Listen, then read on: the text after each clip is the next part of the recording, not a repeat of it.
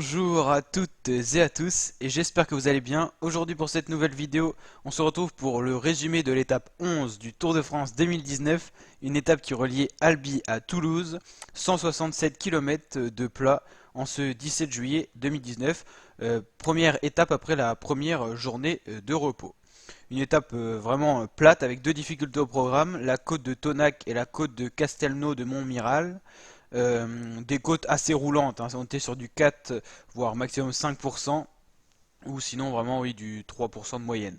Donc des côtes qui ont attribué tout simplement des points pour les classements de meilleurs grimpeurs. Ces points ont été pris par les coureurs de l'échappée qui étaient 4 de Cofidis, un Wanty Group Gobert et également un coureur de l'équipe Direct Energy, donc Lilian Calmejane, Anthony Perez pour la Cofidis, mais également Stéphane Rossetto pour la Cofidis qu'on a déjà vu dans de nombreuses échappées depuis le début du tour, et Aimé de Ghent, bon rouleur de la Wanty Group Gobert, le coureur belge. Donc 3 Français, un Belge pour cette échappée dans une étape qui était vraiment promise aux sprinteurs.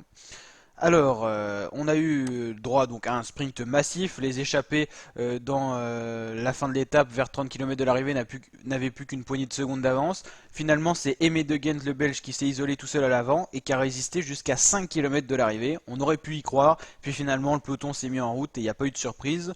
On a vu beaucoup la Lotto Jumbo rouler avec Wout van Aert qui s'est sacrifié dans cette étape pour Groenewegen. On a également eu le champion de Norvège de cette même équipe Jumbo-Visma qui a beaucoup roulé dans le final. Et bien sûr Julien Alaphilippe qu'on a vu rouler pour Elia Viviani.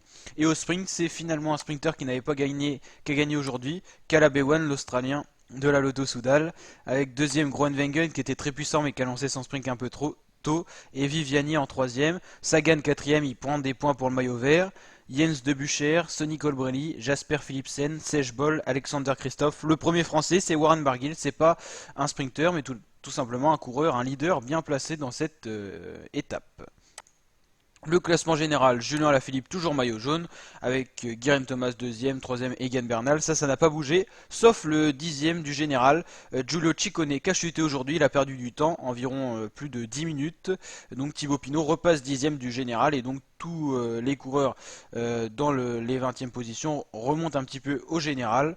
Et le malheureux Giulio Ciccone, qui était 10e au général, qui avait porté ce maillot jaune, est relargué un peu plus loin. Peter Sagan conforte son maillot vert, deuxième Viviani. On a vu Michael Matthews qui se sentait pas trop fort au sprint, qui s'est relevé dans la fin de l'étape, certainement pour pas être trop dangereux au maillot vert et qu'on puisse le laisser partir dans les prochaines étapes pour faire des échappées. Meilleure équipe Movistar devant Trek et devant Bora. Meilleur grimpeur, toujours Tim Wellens devant Thomas de Ghent. Meilleur jeune, normalement c'est Egan Bernal. Alors voilà, demain on se retrouve pour une première étape dans les Pyrénées, une étape de montagne, c'est la deuxième depuis le début du tour. Voici tous les porteurs des maillots distinctifs, le meilleur combatif du jour, Aimé de Ghent, le vainqueur de l'étape donc c'est Caleb Ewan, le sprinter, meilleure équipe Movistar, et puis voilà les maillots distinctifs qu'on a déjà vus.